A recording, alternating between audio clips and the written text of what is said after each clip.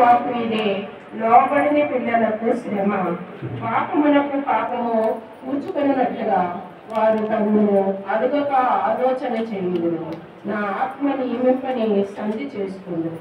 చూడండి, దేవునికి లోబడి మనం జీవించినట్లయితే మనం అనేక ఆశీర్వాదాలు పొందుకుంటామని మనకు తెలుసు.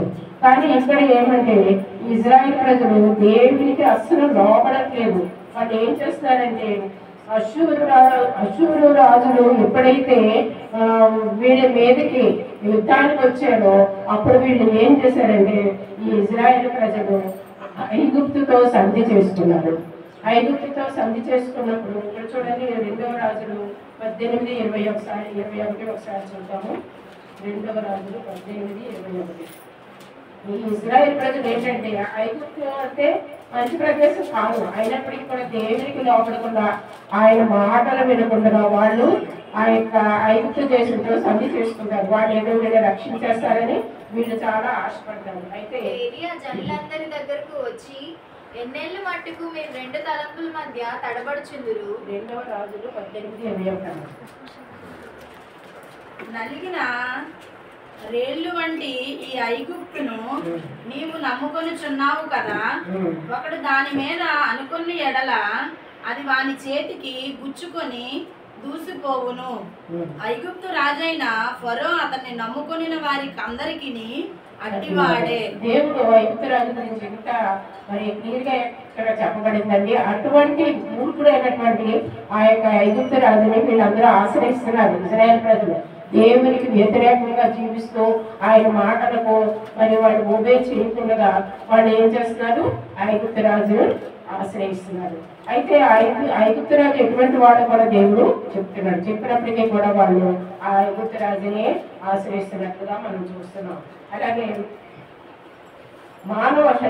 మనకి దేవుని యొక్క ఆత్మతో మనము చేసినట్లయితే మనం చాలా శక్తివంతులుగా ఉండి అన్ని కార్యాలు జరిగిస్తాం. వాళ్ళు ఏంటంటే మానవుల యొక్క శక్తికి లోబడి మేమే అన్ని చేసుకుంటాము, మాకెవరో చెప్పవసరం లేదు, మేము చాలా జ్ఞానవంతులము అనుకుని వాళ్ళు ఆ విధంగా వాళ్ళు జీవిస్తున్నారు. అలాగే జకర్యా 4:6 ఒకసారి చూద్దామండి.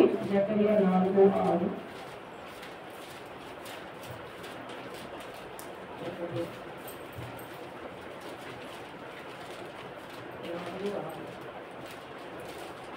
అప్పుడు అతడు నాతో ఇట్లనెను, జెరుబ్బాయేలు నాకు ప్రత్యక్షమగు యెహోవా వాక్కు ఇదే, శక్తి చేతనైనను బలము చేతనైనను కాక నా ఆత్మ చేతనే ఇది జరుగునని సైన్యములకు అధిపతి యెహోవా సెలవిచ్చెను. చూడండి, శక్తి చేతనైనను బలం చేతనైనను కాదు, నా యొక్క ఆత్మ చేతనే ఇది కార్యం జరుగుతుందని దేవుడు చెప్పినప్పుడు వీళ్ళు దేవుని యొక్క ఆత్మకు లోబడకుండా మనుషుల యొక్క ఆత్మకు, మనుషులు చెప్పేటువంటి విషయాలకి వీళ్ళు లోబడుతున్నారు. అలాగే 6 నుంచి 7 వచనాలు చూసినట్లయితే 6 నుంచి 7 వచనాలు చూసినట్లయితే దక్షిణ దేశంలో ఉన్న ఘోర మృగములను కూర్చిన దేవుడికి సింహములను వాములను తాపకరమైన మిథునాదులను ఉన్న మిక్కిలి శ్రమ బాధలు గల దేశము గుండా వారు గాడిద పిల్లల విపుల మీద తమ ఆస్తిని, ఒంటెల మోపుల మీద తమ ద్రవ్యములను ఎక్కించుకొని తమకు సహాయము చేయలేని జన్మలద్దకు వాటిని తీసుకొని పోతారు. సరే ఏ విధంగా చేస్తున్నారంటే వాళ్ళు ఈ యొక్క దక్షిణ దేశము అంటే ఏంటండి, అది పాలస్తీనా దేశం. ఆ పాలస్తీనా దేశంకి క్రిందకు వెళ్ళేటప్పటికి, దిగువకి వెళ్ళేటప్పటికి ఆ రోడ్ అంతా చాలా ఖర్చాలు ఉందన్నమాట. బతుకులు, రాళ్ళు, మరి ఆ విధంగా ఉంటుంది రోడ్డు. అలాంటి రోడ్డు మీద వెళ్ళాలంటే మానవులు ఎవరు కూడా వెళ్ళలేరు. అందుకని ఈ యొక్క గాడిదల మీద వాళ్ళు ఎందుకంటే వ్యాపారం చేసుకోవాలి. వాళ్ళు ఇక్కడ నుంచి ఐగుప్తు దేశానికి వాడి సరుకులు తీసుకెళ్ళి అక్కడ అమ్ముకోవాలి. ఇక్కడ నుంచి తీసుకెళ్ళవలసిన ప్రతి ఒక్కటి కూడా ఈ యొక్క గాడిదల మీద తీసుకొని వెళ్ళవలసింది. అయితే ఆ ప్రదేశం ఎలా ఉందట, సింహాలు, క్రూరముఖాలు, మిడునాగులు, క్రూరమైనటువంటి జంతువులతో ఆ ప్రదేశం ఉంది. నడిచి ఎవరే ఏ పరిస్థితుల్లో తెలియదు, ఏ సింహం ఎక్కడ మీద వచ్చి పడతామని తెలియదు. అటువంటి ప్రదేశం కూడా వీళ్ళు వెళ్ళాలి. ఎందుకు వెళ్ళాలి అంటే ఈ యొక్క ఐగుప్తు రాజు వాళ్ళకి ఏమి సహాయం చేయనప్పటికీ కూడా వీళ్ళు ఐగుప్తు రాజుని నమ్మి దేవుని మాటకు వ్యతిరేకంగా ఆ ఐగుప్తు వెళ్తున్నారు. ప్రయత్నించే ఐగుప్తురాజులకి ఏమి సహాయం చేయట్లేదు. వీళ్ళ పాటలు వీళ్ళే పడతారు. గాడిదల మీద దాని మీద వెళ్ళి ఆ యొక్క పాపకరమైనటువంటి పరిస్థితి నుంచి, ఆ మృగాలు ఉన్నటువంటి పరిస్థితి నుంచి వీళ్ళు ఆ యొక్క ఐగుప్తుకి వెళ్ళి వాళ్ళు ఏం చేస్తున్నారంటే వాళ్ళ యొక్క వ్యాపారం చేసుకోవడానికి వాళ్ళు అక్కడ పెడుతున్నారు. అయితే ఈ ఐగుప్తులు వాళ్ళకి ఏం సహాయం చేయట్లేదు. చేయనప్పటికీ కూడా వాళ్ళు అక్కడ ఏదో సంపాదించుకుందాం, వాళ్ళ వ్యాపారం అక్కడ చేసుకుందాం అనే విషయాల గురించి వాళ్ళు అక్కడికి వెళ్తున్నారు. ఆ విధంగా ఆ ఐగుప్తురాజు వాళ్ళకి ఏమీ సహాయం చెయ్యినప్పటికీ కూడా ఆయన్నే ఆశ్రయిస్తున్నారు. ఐగుప్తుల సహాయము పనికిమాలినది, నిష్ఫలమైనది, అందుచేతను ఏమీ చేయక ఓడకుండా చాలా మారినది దానికి పేరు పెట్టదు. అంటే ఏంటంటే ఏమి కూడా సహాయం పెట్టి చేయట్లేదు. దాని అలాంటప్పుడు వాళ్ళు అక్కడికక్కడికి ఎందుకు కదా దేవుని మాట విని దేవుడు చెప్పినట్లుగా చేస్తే వాళ్ళు హ్యాపీగా ఉండొచ్చు. కానీ ఆ యొక్క ఐగుప్తురాజుని వాళ్ళు ఆశ్రయించుకున్నారు. ఐగుప్తుకి ఏం పేరు పెట్టారో చూడండి, చాలా మారి అని పేరు పెట్టారు. అంటే ఏంటి, గొడవలు, అల్లర్లు, ఇష్టానుసారమైన జీవితాలు కలిగినటువంటి దేశం అన్నమాట. అటువంటి దేశానికి వీళ్ళు వెళ్తున్నారు. అయితే రాబో దినములో చిరకాలం వరకు నిత్యము సాక్షాత్తుగా ఉంటున్నట్లు నీవు వెళ్ళి వారి ఎదుట పలక మీద నేను రాసి గ్రంథములో నిలిచిందుము. వారు దిగుబడి పిల్లలు, అబద్ధవాడి పిల్లలు. చూసారా, వాళ్ళు ఎంత చెప్తున్నారో దేవుడు అంతా తిరుగుబాటు చేసినటువంటి పిల్లలు, ఇలాంటి వాళ్ళు చాలా అసహ్యంగా ఉండేటువంటి వాళ్ళ ప్రవర్తన ఏమి బాగుండదు. అయితే వాళ్ళ దగ్గరికి వెళ్ళి నువ్వు ధర్మశాస్త్రానికి తీసుకెళ్ళి ఆ ధర్మశాస్త్రంలో ఉన్నాయని చెప్పి అవన్నీ కూడా వాళ్ళకి నేర్పించమనే విషయం ప్రవర్తన చెప్తుంటే వాళ్ళు ఏమీ వినట్లేదండి. పిల్లలు దేవుని మాట, తల్లిదండ్రుల మాట, దేవుని మాట వినకపోతే ఎలా ఉంటుందో సామెతలు 13:1 ఒకసారి చూద్దామండి. సామెతల గ్రంథంలో అంత పిల్లల గురించి, అవిధేయులైనటువంటి పిల్లల గురించి మరి ఎన్నో ప్రాముఖ్యమైనటువంటి సొలొమోను మహారాజు రాసినట్టుగా మనం చూస్తున్నాం. అవన్నీ చదువుకుంటే ఎంతో భయం వస్తుంది. నిజంగా అవసరమైనటువంటి పిల్లలు ఆ యొక్క సామెతల గ్రంథం చదవాలని నేను చాలా ఆశపడుతున్నాను. ఎందుకంటే అయ్యగారు కూడా చెప్పారు, ఎప్పుడు కూడా సామెతల గ్రంథం చదవాలి పిల్లలందరూ అవసరం. అయితే 13:1 చూసినట్లయితే తండ్రి శిక్షించిన కుమారుడు జ్ఞానము గలవాడగును, అపహాసకుడు గద్దింపునకు లోబడడు. తండ్రి శిక్షించిన కుమారుడు జ్ఞానం గలవాడు. ఎప్పుడైతే తల్లిదండ్రులు మనకు ఒక మంచి విషయాలు చెప్తారో దానికి లోపడాలి పిల్లలు. ఎప్పుడైతే లోపడకుండా వాడు ఇష్టానుసారంగా జీవిస్తారో వాడికి ఏమవుతుందంటే అపహాసకుడు ఆ యొక్క మాటలు కట్టవాళ్ళు అసలు చెవి పెట్టారు, మనకు వెనుకలు అనమాట. చెప్తున్నారులే అని ఈ రోజుల్లో కూడా అనేక మంది పిల్లలు తల్లిదండ్రులకు వ్యతిరేకంగా జీవిస్తున్న వాళ్ళు చాలా మంది ఉన్నారు. మనం చూస్తున్నామండి వ్యతిరేకంగా జీవిస్తూ ఎందుకంటే నాన్న బండి కొను వాళ్ళకి ఉన్నాదో లేదో కొనడానికి డబ్బులు ఉన్నాయో లేదో కూడా ఆలోచించకుండా మీరు 10th క్లాస్ పాస్ అయినట్టు బండి కొనిచ్చేయాలి. బండి కొనిస్తారు. బండి కొని ఎలాగో పాటలు పడి బండి కొనిస్తారు. ఆ బండి కొన్నప్పుడు ఆ బండిని ఏ విధంగా నడిపించుకోవాలో వాడికి ఎవరికి జ్ఞానం ఉందండి. ఇష్టానుసారం కూడా నడిపించి యాక్సిడెంట్ అయ్యి వాళ్ళు చనిపోయినట్టుగా అనేక మంది అవసరం చనిపోయారు మనం చూస్తున్నాం. వాళ్ళు ఏంటంటే లోబడనే పిల్లలు, వాళ్ళకి తల్లిదండ్రులకి లోబడరు, ఎవరిని కూడా కేర్ చేయరు. వాళ్ళ ఇష్టానుసారమైన జీవితం మాకు అన్నీ తెలుసు, మేము ఇలాగే చేస్తాం అనేటువంటి పిల్లల కనుక ఏమవుతుందండి, వాళ్ళు అస్సలు అపహాస్కులు, గద్దింపులకు లోబడరు. వాళ్ళు ఏం చేస్తారు, ఏ మంచి చెప్పినా చెడు చెప్పినా కూడా వాళ్ళు తెలుసు. ఆ విధంగా 29:1 కూడా ఒకసారి చూద్దామండి. మనకి దేవుని వాక్యాలు ఇన్ని హెచ్చరిస్తున్నప్పటికీ కూడా మనం ఏం చేస్తున్నామంటే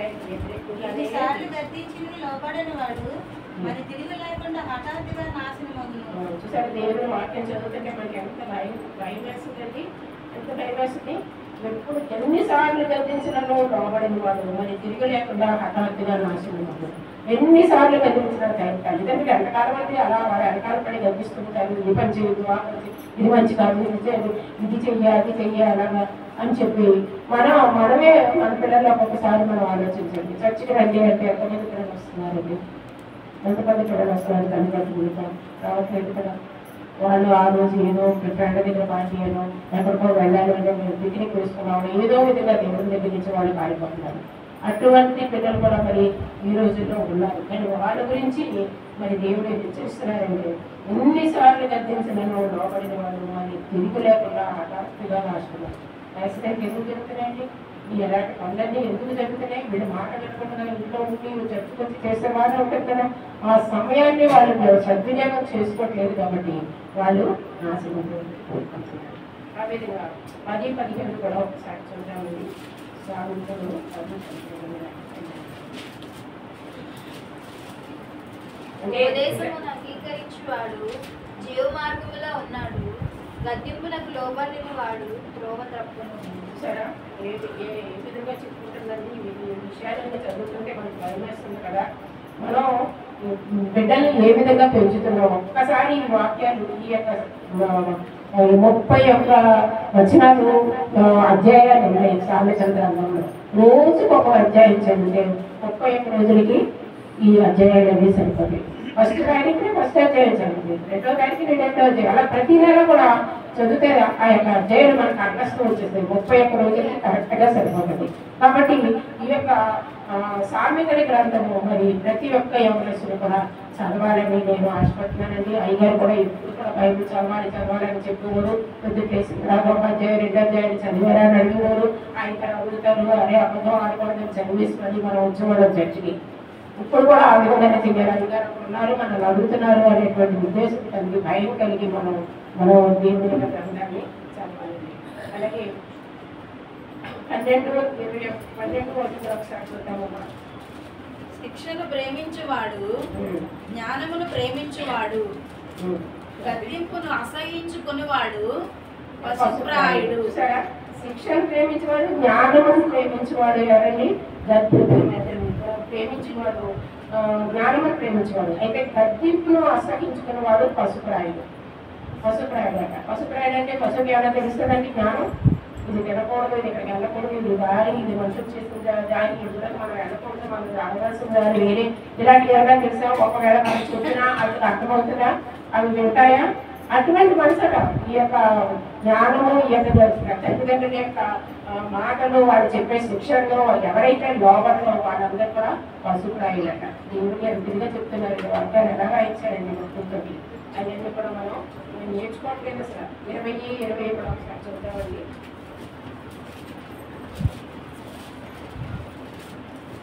తన తండ్రినైనను తల్లినైనను దూషించిన వాని దీపము కారు చీకటిలో ఆరిపోవును. ఇది మాత్రం కరెక్ట్ అండి. మీరు అలా ఉన్నా అది మరి కనిపెట్టారో లేదో నాకు తెలియదు, కానీ నేను మాత్రం చాలా చూశాను ఇలాంటి కుటుంబాలు.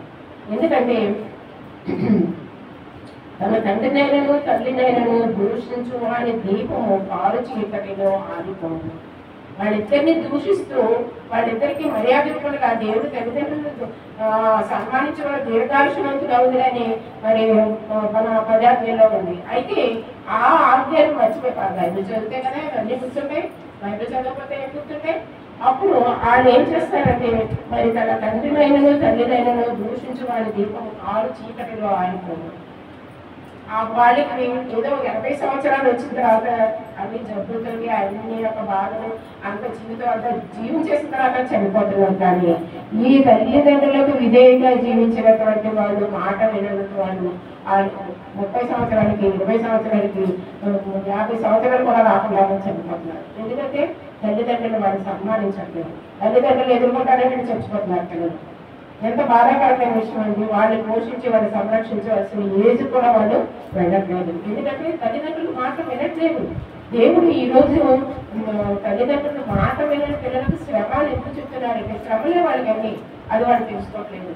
ఆ విధంగా మరి 22 ఒకసారి చూద్దామండి. వారు నడవలసిన త్రోవను వాడికి నేర్పుము, వాడు పెద్దవాడు అయినప్పుడు దాని నుండి తొలగిపోవును.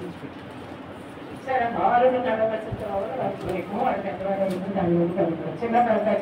చిన్నపిల్లలు ముందు భార్య భర్తలు కూడా పిల్లల విషయంలో చాలా జాగ్రత్తగా జ్ఞానం ఇచ్చి వాళ్ళు జ్ఞానం ఇచ్చాడు దేవుడు. ఒకవేళ మన జ్ఞానం సరిపోతే మనం దేవుడిని అడగాలి. బిడ్డలు ఎలా పెంచుకోదో నాకు జ్ఞానం ఇవ్వాలి.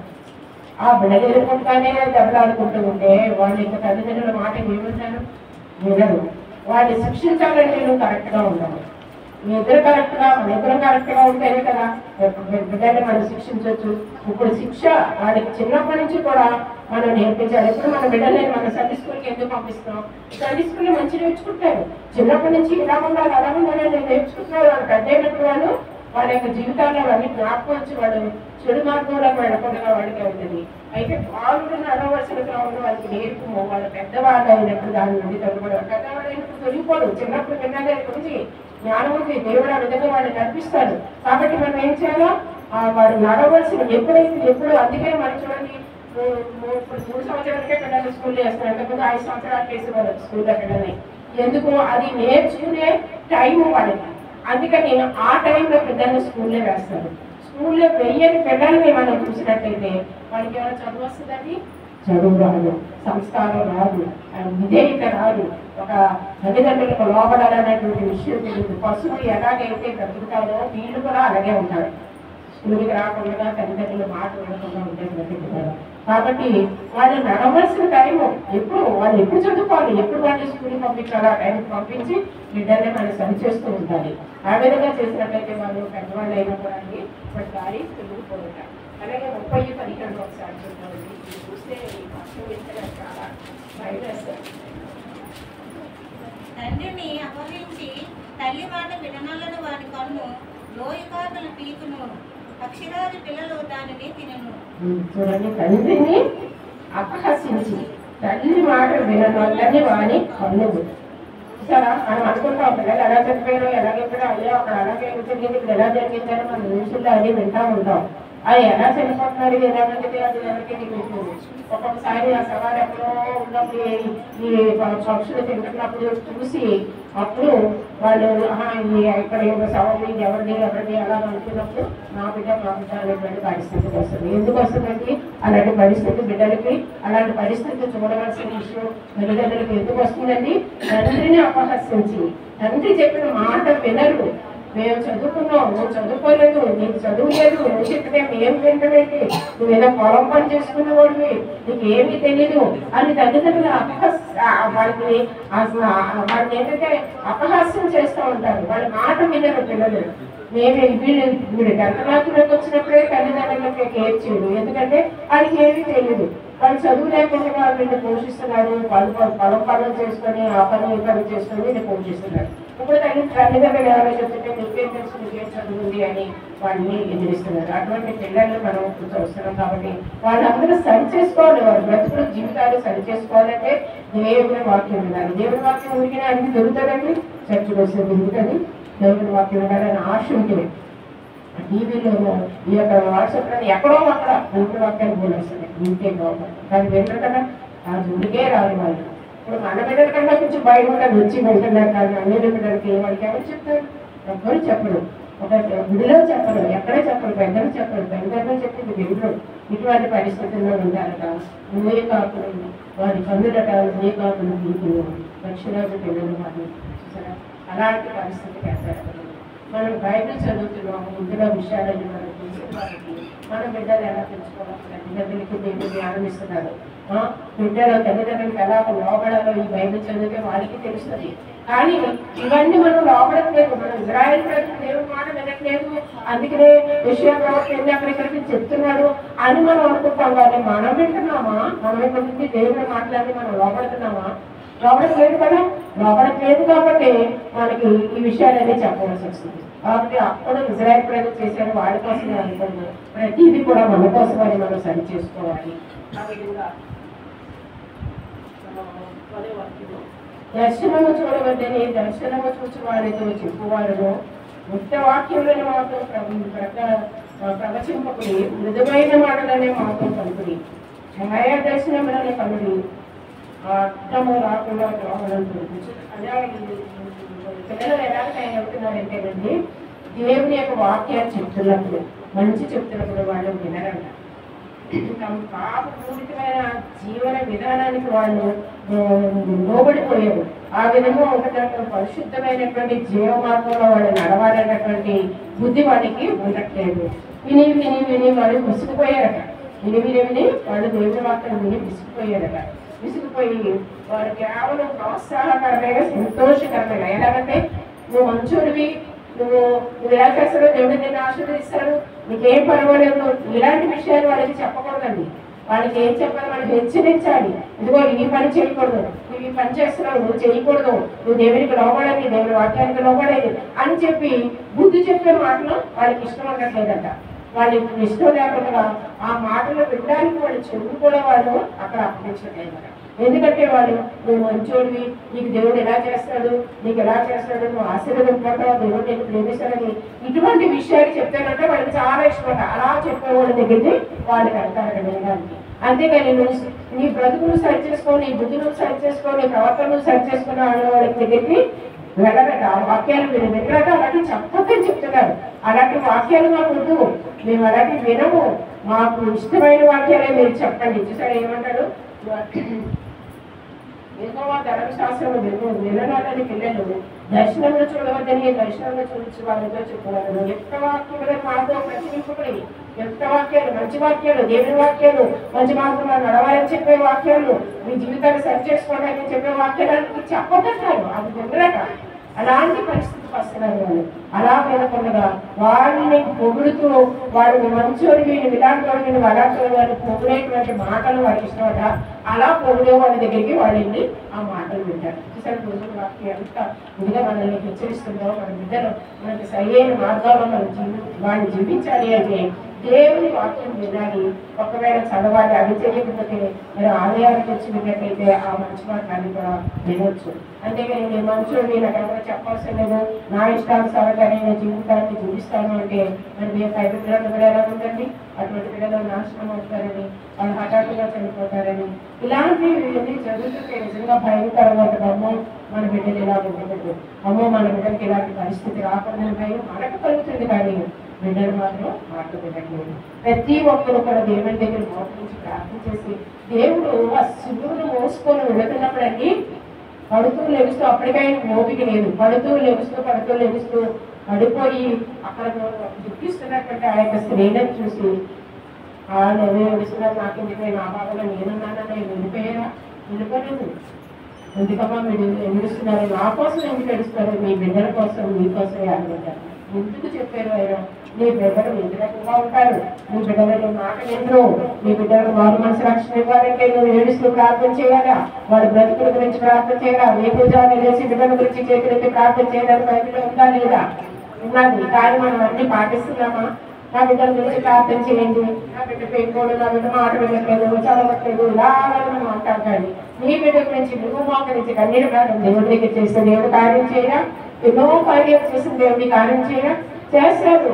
దేవుడు చెప్పారు, నువ్వు వేడు నీ బిడ్డల గురించి. దేవుడికి తెలుసు నీ బిడ్డలు దారి తప్పిపోతారు, నీ మాట వినరు.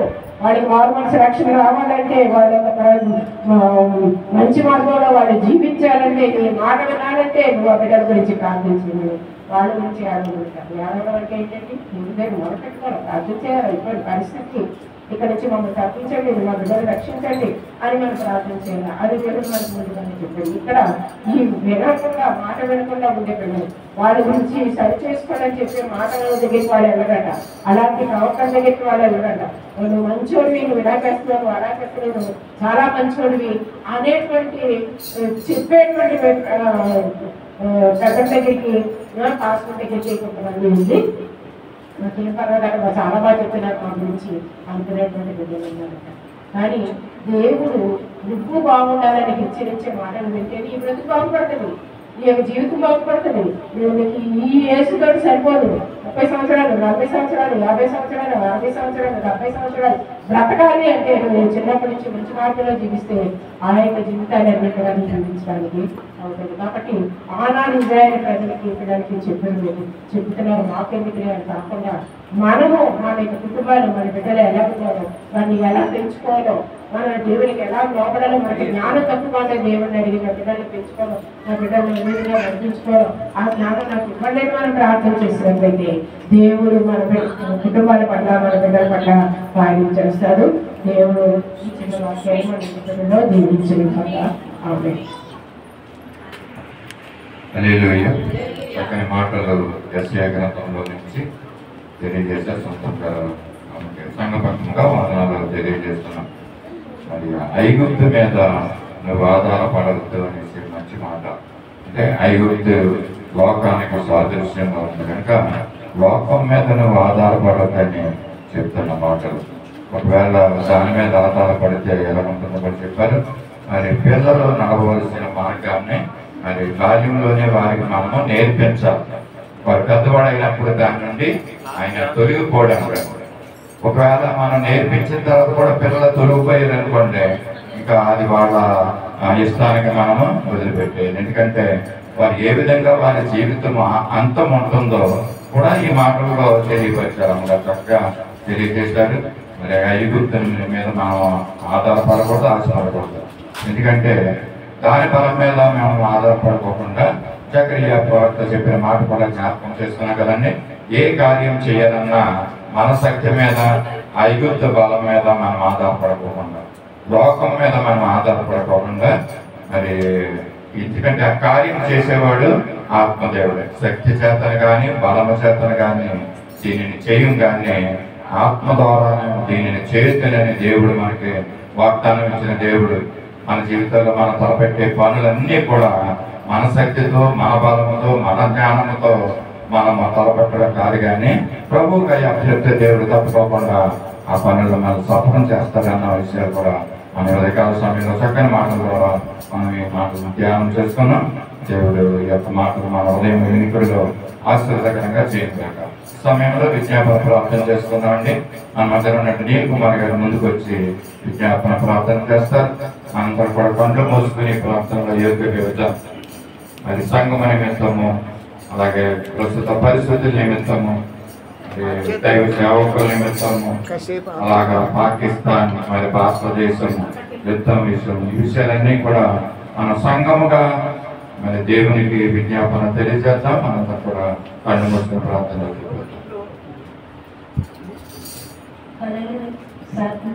స్తోత్రం స్తోత్రం స్తోత్రం స్తోత్రం స్తోత్రం స్తోత్రం తండ్రి నైనా పరిశుద్ధుడా పరిశుద్ధుడా పరిశుద్ధుడా పరిశుద్ధుడా పరిశుద్ధుడా పరిశుద్ధాత్మ దైవానికి వందనాలు, స్తోత్రాలు స్తోత్రాలు తండ్రి. లోకరక్షకుడా, మా విమోచకుడానికి వందనాలు, మా కొండ మా కోట మా ఆశ్రయపు దుర్గమానికి వందనాలు, స్తోత్రాలు స్తోత్రాలు స్తోత్రాలు తెలుస్తున్నాం తండ్రి. అద్భుతకాలు ఆశ్చర్యకారులు చేసిన దైవానికి వందనాలు, స్తోత్రాలు తెలుస్తున్నాం తండ్రి. పునరుద్ధరణ మృత్యుంజయ మరణకములు విరిచిన దేవ నీకే కృతజ్ఞత స్తుతులు చెల్లించుకొచ్చున్నాం. ప్రభానికి వందనాలు. ఆమె నన్ను అన్ని నామముల కన్నా పైనామల దేవానికి వందనాలు. ఆశ్చర్యమైన దేవ, ఆది అంతమైన దేవా నీకే కృతజ్ఞతాస్తుతులు చెల్లించుకొచ్చున్నాం తండ్రి. ఇమానుయేలు ఇశ్రాయేలు దేవుడు సకల సైన్యములకు అధిపతి యెహోవా నీకే వందనాలు, స్తోత్రాలు స్తోత్రాలు స్తోత్రములు చెల్లిస్తున్నాం నాయన. దావీదు కుమారుడా మమ్మల్ని దాటిపోవద్దు నాయన. యేసయ్య కరుణామేడ దయామేడ మమ్మల్ని దాటిపోవద్దు యేసయ్య. కనికరించండి నాయన, కృప చూపించండి నాయన, దయ చూపించండి యేసయ్య అని స్తోత్రాలు చెల్లిస్తున్నాం తండ్రి. గడిచిన కాలం అంతా నా తండ్రి నీ సజీవ రెక్కల చాటులో నాయన మమ్మల్ని ఎంతగానో కాచి కాపాడని యేసయ్య నీ వందనాలు తండ్రి. నాయన నిత్యము పరిశుద్ధుడు పరిశుద్ధుడు పరిశుద్ధుడు అంటూ దూత గలములతో తండ్రి పొగడబడిన మా ఘనమైన యేసురాజా నీకే లెక్కలైన కృతజ్ఞతాస్తుతులు చెల్లించుకొచ్చున్నాం తండ్రి. నా మంచి కాపురి, నా మంచి స్నేహితుడా, నా మంచి సమరేడా నీకు వందనాలు, స్తోత్రములు తండ్రి. పరమ వైద్యుడా, పరమ రక్షకుడా, పరమ వైద్యుడు నా తండ్రి. ప్రభువాని స్తోత్రములు నిన్న నేడు రేపు రీతిగా నాతో మాతో ఉన్న దేవుడు వేసేయ ఆయన. కొండలను తత్తలను మెట్టల తత్తలను ప్రభా ఇగో నన్ను నేను విడిచిపోలేని మాట సెలవిచ్చిన దేవానికి వందనాలు వేసేయ నీ తండ్రి. దేవానికి వందనాలు, స్తోత్రాలు తండ్రి. పరిశుద్ధాత్మ దేవానికి వందనాలు. ఈ ఉదయకాల సమయంలో మీరు మాకు ఇచ్చిన సమయాన్ని బట్టి నీకు వందనాలు అయ్యా తండ్రి. మమ్మల్ని ఎంతగానో కాచి కాపాడిన దేవుడు వేసేయ. ఇగో మిగతా వారం కంటే మేము గనులము కాదు నా తండ్రి, పరిశుద్ధము కాకపోయినప్పటికీ ప్రభా నీ రక్తంలో కొనబడ్డాం కాబట్టి నాయన అయ్యా నీతిమంతులుగా పరిశుద్ధులుగా మమ్మల్ని నీ సంఘములో తండ్రి తీర్చిదిద్దిన విధానము కొరకు నా తండ్రి ప్రభా నీ స్థుతులు చెల్లించుకొంచున్నాం తండ్రి. మరి ఈ నెలంతా ప్రభా నాయన మమ్మల్ని కాచి కాపాడారు. అనేక శోధల నుండి, ఇరుకుల నుండి, ఇబ్బందుల నుండి, అనేక సమస్యల నుండి నా తండ్రి నాయన అనేక ప్రమాదాల నుండి నా ప్రభా మమ్మల్ని తప్పించి పోషించి సంరక్షించి నా తండ్రి నీ సజీవుల రెక్కల చాట్లు భద్రపరిచిన దేవా నీకే కృతజ్ఞతాస్తుతులు చెల్లించుకొంచున్నాం తండ్రి. కృంగిన వాడు లేవనెట్టు వాడు, గుండె చెడ్డవాడు బాగు చేయవాడు, హృదయ గాయకుల కట్టిన దేవుడు వేసేయ నీకే స్తోత్రాలు చెల్లిస్తున్నాం తండ్రి. నాయన నలిగిన వాడికి నెమ్మదినిచ్చిన దేవుడు వేసేయ తండ్రి నీ వందనాలు, స్తోత్రములు తండ్రి. అనేక బలహీనతలో ఉన్న మమ్మల్ని ప్రభా లేవనెత్తిన దేవుడు తండ్రి. ఇదిగో నేను పొందిన గాయకుల చేత మీ కొత్తగా కలుగుతున్నదని మాట దేవుడు వేసేయ నీ స్తోత్రములు తండ్రి. అట్టి రీతిగా నీ రక్తంలో మా తండ్రి నాయన మా ప్రతి బలహీనతలను విడిపించిన నడిపించిన గొప్ప దేవుడు యేసయ్య. తండ్రి నీ వందనాలు స్తోత్రములు తండ్రి. ఇగో మా సంఘాన్ని మా సంఘ బిడ్డలను ప్రభా ప్రార్థించుకొంచున్నాము నాయన. ఏ బిడ్డైతే ఏ బలహీనతతో ఉందో ప్రభా, ఏ బిడ్డైతే ఏ సమస్యలతో ఉందో నాయన, ఏ ఇరుకుమైన ఇబ్బందులతో ఉన్న ప్రభా, ఏ వ్యాధులతో నాయన, ఏ అలసటతో ఏ వదలతో ఉన్నారో ప్రభా, వారందరిని బట్టి ప్రార్థించుకొంచున్నాము తండ్రి. అయ్యా నన్ను ఎరిగిన వారందరికీ తండ్రి నాయన నేను సమాధానం ఇచ్చే దేవుడు యేసయ్య. పరిశుద్ధాత్మ తండ్రి నీ వందనాలు. కుటుంబంలో శాంతి సమాధానం నెమ్మది దయచేయమని ప్రార్థించుకొంచున్నాము తండ్రి. దేవానికి వందనాలు స్తోత్రాలు స్తోత్రాలు తండ్రి. అయ్యా నా సంఘ బిడ్డలైన నాయన ప్రెగ్నెంట్ గా ఉన్న బిడ్డలందరిని బట్టి ప్రార్థిస్తున్నాం నాయన. మరి దీపకాన్ని బట్టి ప్రార్థించుకొంచున్నాము తండ్రి. ఆ బిడ్డ చుట్టూ నీ అగ్ని కంచులైనా నీ కృప దయచేయండి, కాపుదల దయచేయి తండ్రి. అలాగే హేమజాన్ని బట్టి ప్రార్థించుకొంచున్నాము తండ్రి. మరి ఇంద్ర శాంతిని బట్టి నాయన ఆయన శాంతి పొందిన నాయన ప్రతి బలహీనతను యేసు నామములో స్వస్థపరిచి నాయన ఆ బిడ్డ పొందిన ప్రతి ఆవేశాన్ని నాయన ప్రతి ఒక్క బలహీనతను యేసు నామములో తొలగించి సుఖప్రసం దినం వరకు నా తండ్రి తల్లిని బిడ్డకి కాపుదల దయచేయమని ప్రార్థించుకొంచున్నాం తండ్రి. మరి హేమజాన్ని బట్టి ప్రార్థించుకొంచున్నాం నాయన. అయ్యా మీ సహాయం దయచేయి తండ్రి. దేవాన్ని పొందినాలు తండ్రి. అయ్యా ఎవరెవరైతే ప్రభా ఏ విషయంలో అప్పుల బాధలతో ఉన్నారో నాయన వారి అప్పులన్నీ ప్రభా నా తండ్రి. అయ్యా అయ్యా నాయన మరి ఎలీషా ప్రవర్త ద్వారా నా తండ్రి నాయన అయ్యా ఎన్నో అద్భుతాలు ఆశ్చర్యకారం చేసిన దేవుడు యేసయ్య.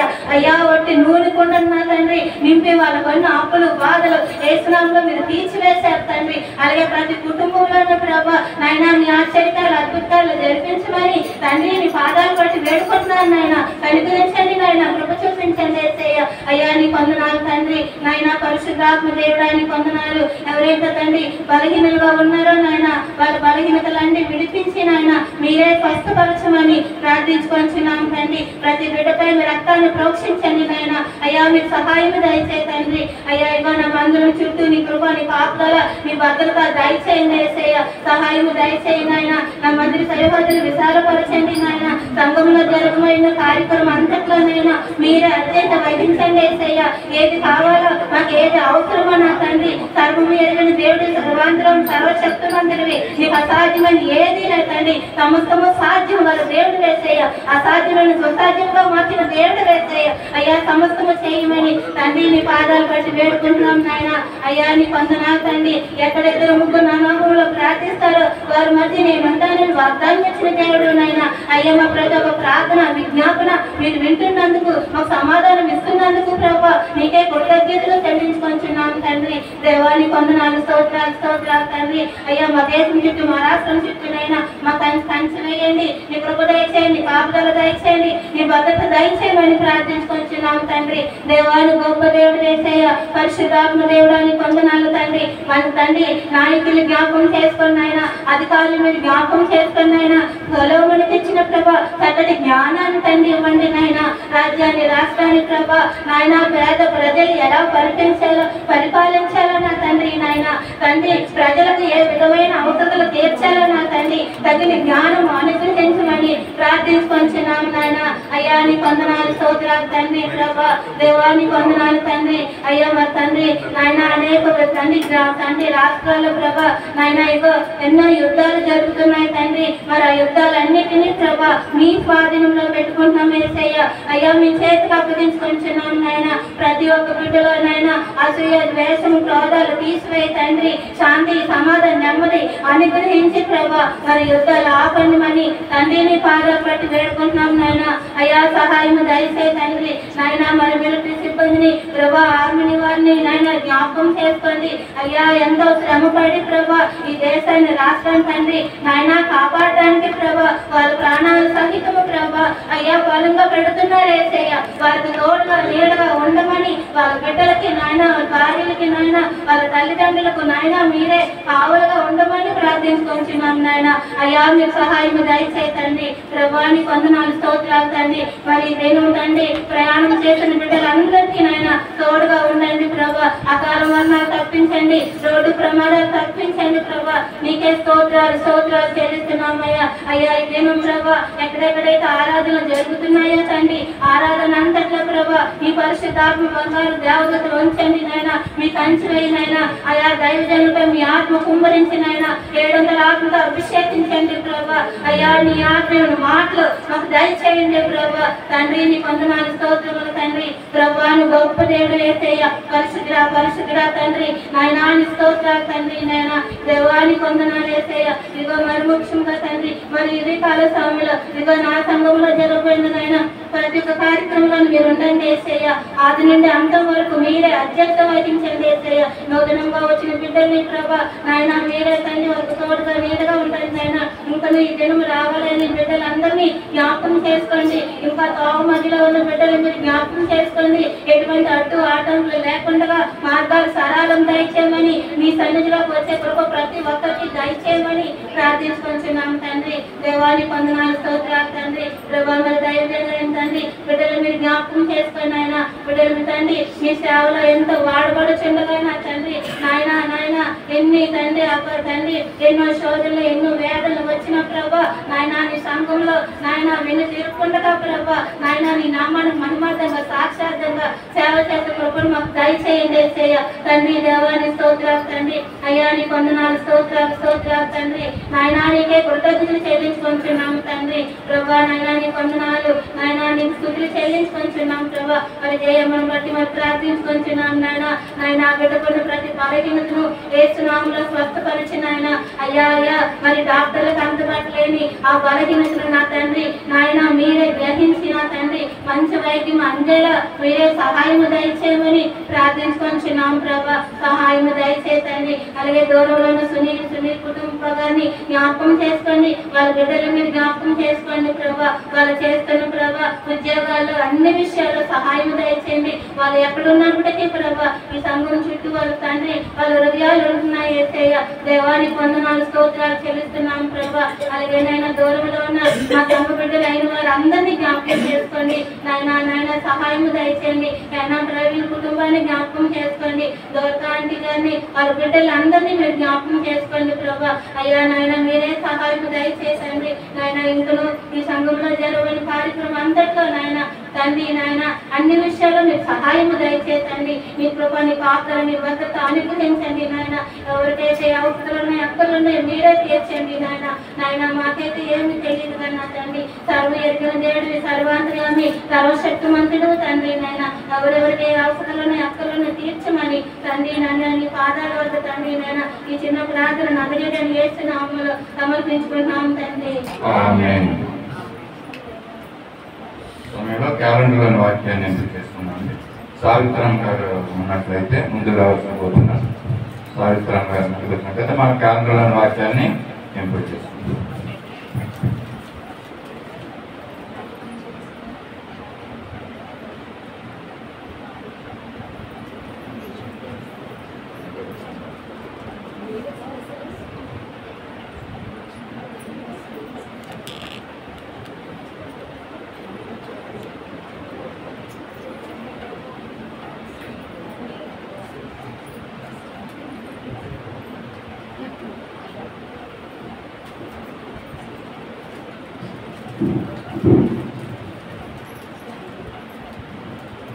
చాలా మంది అన్నారు ఈరోజు అది 3 కార్డులే వచ్చినాయండి. క్యాలెండర్లో ఉన్న వాక్యం కార్డులు 3 వచ్చినాయి. సంఘం ఇప్పుడు చూస్తే చాలా మంది ఉన్నారు. బహుశా కార్డులు వేసి సమయానికి చాలా మంది రాలేనట్టుందండి. ఈవెన్ లేట్ వచ్చినా కూడా మీరు కార్డులు వేయచ్చు. ఇప్పుడు రోజున ఉంది కదండి, లేట్ వచ్చినా కూడా కార్డులు వేయచ్చు. అమ్మ లేట్ వచ్చాను కార్డు వేయకూడదనే విషయం మనం అనుకోకుండా వచ్చే వారం నుంచి అయినా కనీసం అందరూ కూడా కార్డులు వేయండి. 3 కార్డులు వచ్చినాయి. ఆశా జ్యోతి వచ్చి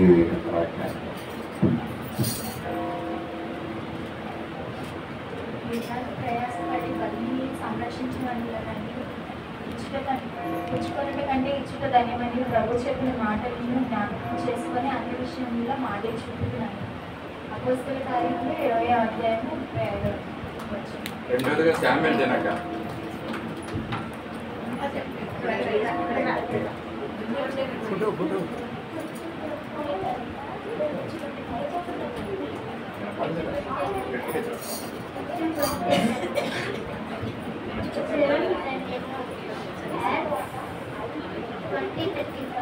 పట్టదండి మీకు ఇంకోసారి చెప్తే గట్టిగా చెప్పు.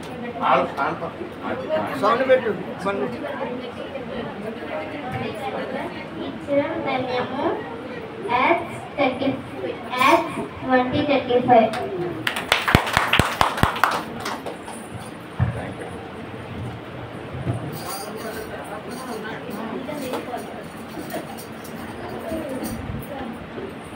మేము విశ్వాస ప్రమాణాన్ని చెప్తున్నామండి. అందులో లేచి నిలబడతాం. మన మధ్యన విజయ్ కుమార్ గారు ముందుకు వచ్చి విశ్వాస ప్రమాణాన్ని తెలియజేస్తాం. లేచి నిలబడి విశ్వాస ప్రమాణాన్ని చెప్తాం.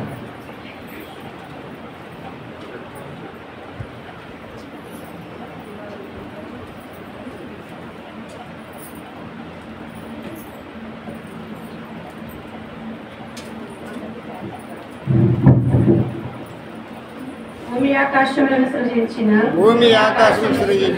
సర్వశక్తి గల తండ్రి అయిన దేవుని నేను నమ్ముచున్నాను. ఆయన ఏక కుమారుడును మన ప్రభు అయిన యేసుక్రీస్తును నమ్ముచున్నాను. ఈయన పరిశుద్ధాత్మ వలన కన్య అయిన మరియకు జన్మించి సిలువ వేయబడి చనిపోయి సమాధి చేయబడి అదృశ్య లోకములోనికి దిగనియు మూడవ దినమున లేచి పరలోకమునకెక్కి సర్వశక్తి గల దేవుని వద్ద ఉన్నాడనియు సజీవులకు మృతులకు తీర్పు చేయుటకు అక్కడి నుండి వచ్చిననియు నమ్ముచున్నాను. పరిశుద్ధాత్మను నమ్ముచున్నాను. పరిశుద్ధుల సహవాసము అవసరమని నమ్ముచున్నాను. పాప క్షమాపణయు శరీర పునరుద్ధానమును నిత్య జీవమును ఉన్నవని నమ్ముచున్నాను. సమయంలో సాక్ష్యములు తెలియజేస్తున్నామండి. దేవుడు మన పట్ల, మన కుటుంబాల పట్ల, సంఘం పట్ల చేసిన మేల్ని మరి క్లుప్తమైన రీతిలో మరి సాక్ష్యాలు తెలియజేయవలసింది కోరుతున్నాం.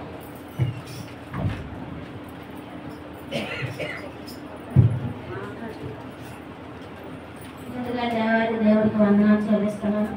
ఇక్కడ ఉన్న వారందరికీ కూడా మా సంఘానికి, సంఘ కాపరికి నా వందనాలు. నా సాక్ష్యం ఏంటంటే, మాకు 29వ తారీఖున మనవడు పుట్టాడు. మీ అందరికీ కూడా ఇక్కడ సాక్ష్యం రూపంలో నేను పంచుకొని ఉన్నాను. అలాగే మరొక సాక్ష్యము, ఆ బిడ్డకి బ్లడ్లో ఇన్ఫెక్షన్ వస్తుంది. వారంకి ఎక్కువ ఉంచారు. కానీ దేవుడికి మేము ప్రార్థన చేసుకోగా దేవుడు స్వస్థ ఇచ్చాడు. ఆ బిడ్డకి సంపూర్ణమైన ఆరోగ్యం ఇచ్చాడు. తల్లి బిడ్డకి క్షేమంగా గృహానికి పంపించినందుకు దేవుడికి వందనాలు చెల్లిస్తున్నాను. అలాగే మరొక సాక్ష్యం ఏంటంటే, నాకు ఇచ్చిన మరిది పోయిన ముందు శనివారం 2 వారాలు అయింది.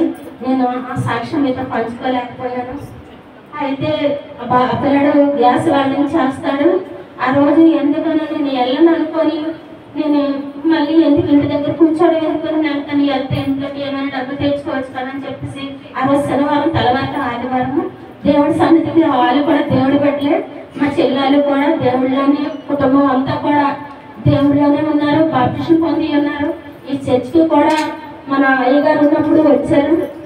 మన అయ్యగారు ఉన్నప్పుడు కుటుంబం అంతా కూడా ఇక్కడికి వచ్చి దేవుడి సన్నిధిలో ప్రార్థన చేస్తున్నారు. ఇక్కడ కూడా సాక్ష్యం రూపంలో కూడా పంచుతున్నారు. అలాగే అయితే అతను ఇప్పుడు కూడా గ్యాస్ పైపు లీక్ అవుతూ ఉండేదట. అయితే మామకి చెప్పేవాడట, ఏది దీనికి పైప్ మార్చండి అని చెప్పేసి. అంటే పర్వాలేదు శంకర్, అదే పర్వాలేదు, ఈ టేప్ చుడతాము, ఈ గుడ్డ చుడతాము అని చెప్పేసి ఎప్పుడు కూడా చాలా బట్టి అదే మాట అంటున్నాడట. సరే అని చెప్పేసి ఆ రోజు కూడా అని ఆ రోజు ఆ విషయం ఎత్తలేదట. సరే అయితే పని చేసుకుంటానని చెప్పి ఆటోలోకి వెళ్ళి గ్యాస్ లైటింగ్ చేస్తుండగా ఆ పైపు ఆ బ్యాట్లు వేసింది ఫైర్ అయిపోయింది.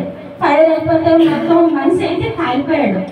అయితే కాలు చెప్పులు అవి పాదాలు కంటుకుపోయేవి. అంటే ఇప్పుడు 2 పాదాలు కూడా రూపాలు లేవు, పాదం రూపం కూడా లేదు. చేతులు అయితే ఒక చెయ్యి అయితే పూర్తి శరము కూడా వచ్చింది.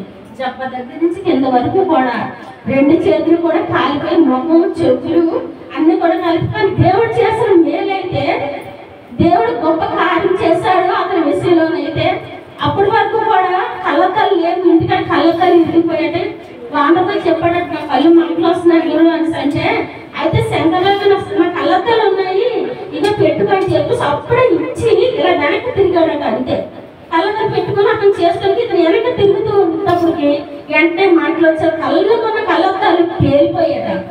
కానీ దేవుడు గొప్ప దేవుడు, దేవాది దేవుడికి వందనాలు చెల్లిస్తున్నాను. ఏంటంటే కళ్ళకి ఏ ప్రమాదం జరగకుండా ఆ వాన రూపంలో దేవుడే వచ్చించాడు కళ్ళద్దాలు.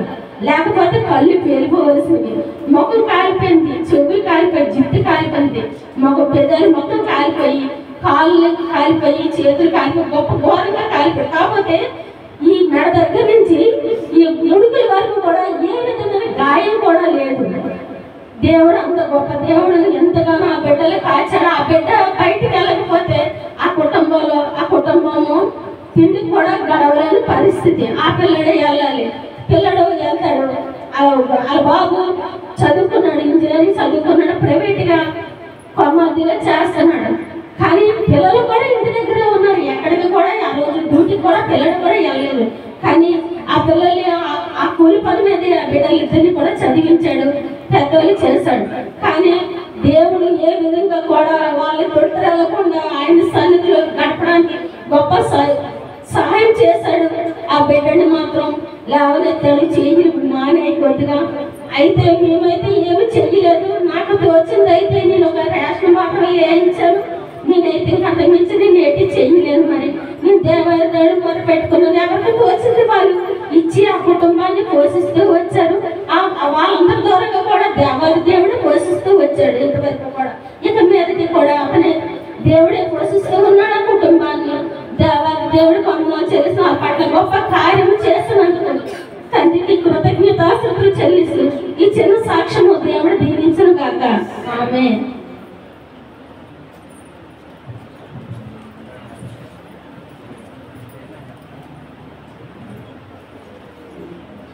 దేవుడి నామానికి వందనాలండి. అయ్యగారికి వందనాలు, సంఘ బిడ్డలందరికి నా వందనాలు. అయితే పాప వివాహం అని అనుకుంటున్నాం కదండి. ఇంకా మాకు 10 రోజులు, ఇంకో 2 నెలలు 70 రోజులు ఉంది. వాళ్ళు ఇక్కడ ప్రధానం 1st తారీఖు ఆగస్టు 1st వస్తామని మాకు చెప్పారండి. ఈ వీక్లోనే అమ్మగారికి ఫోన్ చేసి చెప్పాను. మార్నింగ్ ఇంటికి వచ్చి ప్రధానం చేసి మధ్యాహ్నం వచ్చి మేము రిసెప్షన్ పెట్టుకోవాలని అనుకుంటున్నాము ఆగస్టు 1st తారీఖున.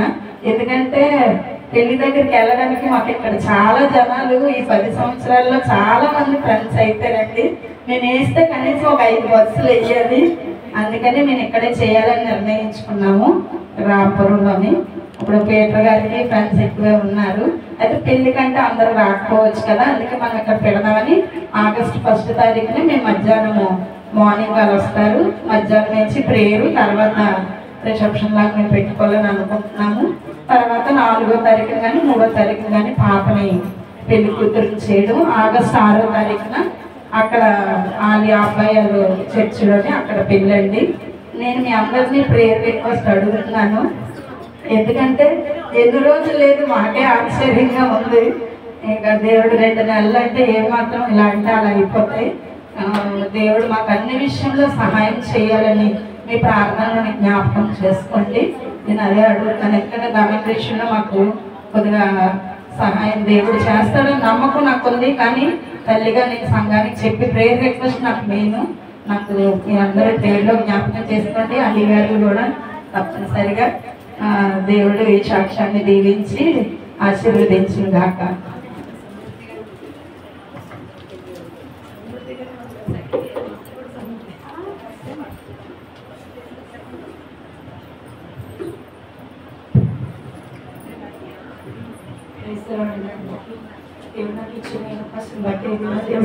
చేయించుకుంటున్నాను.